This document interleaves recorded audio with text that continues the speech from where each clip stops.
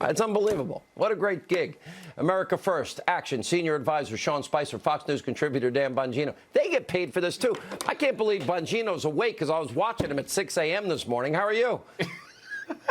Listen, I had to come on tonight, your show. I couldn't miss it. And, Sean, let me just tell you, and I mean this from the bottom of my heart, I'm not joking, that was the greatest audible in the history of television. That was a great moment. You know, when you're sitting here on camera waiting to go on, sometimes you're taking notes. I was watching that segment with Lawrence. That was amazing, and he really needed that after the gross, disgusting, horrendous abuse he took at that tolerant lefty rally he went to the other day. Dan, really nice job, Sean, and Lawrence knocked it out of the park.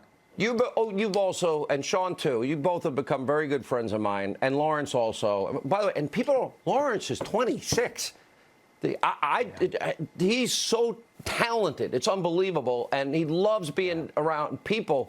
Why is it, if you are an African American, a black American, why is it acceptable, racism on the left? It happens to every single friend of mine, and I find it disgusting. Nobody called Lawrence today in the media, not one outlet, not one, asking him about what happened. Well, if I can just, I think we've seen this over and over again. Anybody who's on the right that doesn't conform, or is part of a group that's supposed to conform with the left, in this case Lawrence, not being what the majority of folks in the media think he's supposed to do, then they don't want to hear that story. And you see this with Candace Owens and other black conservatives, Latino conservatives. If they support the president, if they support the cause, we don't want to cover them. We don't want them to see the other side. And I think that's why you have some of the disparities that we have, is because the media, by and large, does not want to show the groups of folks that aren't with the president that they think should be. All right, Lauren, I really, Dan, want to ask you, look, by the way, you and I mess around a lot about, we both do martial arts. And don't think I didn't see your move, so I'm ready for whatever you got. You saw that this morning? Was that great? Yeah, of course I did. What do you think? That was like the biggest tease of the morning. I'm like, I got to see Dan do his thing. Although you were the tie. Forget the tie. You do not belong in a tie. I'm sorry. Thank you. Thank you. Well, Gavin agrees on Fox and Friends. I don't have to wear a tie. All right, hang anymore. on a second. Now when I fill Fox in for you, News can I not wear a Management, tie I'm sending too? a message. We're the #1 show in cable, so they have to listen. You're my guy. Whether they like me or not. Dan Bongino gets the bowling exception. No tie. Hannity's stuck wearing the stupid tie, but go ahead. Yeah.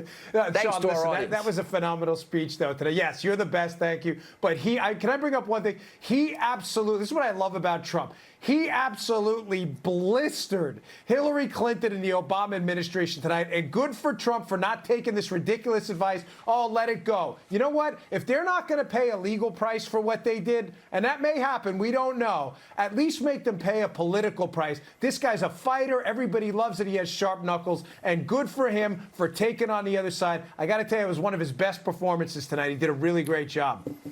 You know, Sean, if I could just say that what tonight really did was it allowed all of the people who tuned in around the country, because let's face it, every channel at least had to tune in and cover this, to hear the litany of what the president promised and what he delivered on. I think it's important to hear it all in context. For many people, they hear one or two things. The president tonight was able to lay down that laundry list of accomplishments, of promises made and promises kept in one single speech that allowed people to contextualize all he's been able to get done in 2.5 years and the path that he will lay out forward for the next 4 years. Especially with the witch hunt. That was huge. Imagine that. Right.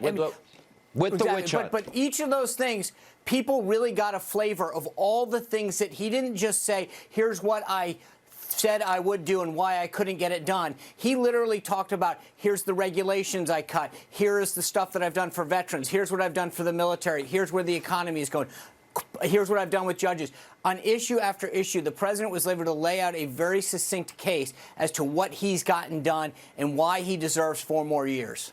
All right, I want to thank you both. And by the way, Dan, you made the big mistake. You told me your weakness because you've lifted so much. I'd say my mixed martial arts, Krav, Brazilian Jiu-Jitsu, which you showed this morning, Kempo, boxing, street fighting, blade, knife, firearm training that I go through, I know your weakness.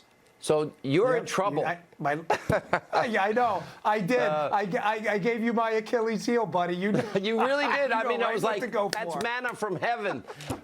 Anyway, good to see you both. And great job that a on challenge, Fox and Sean? Friends. By the way,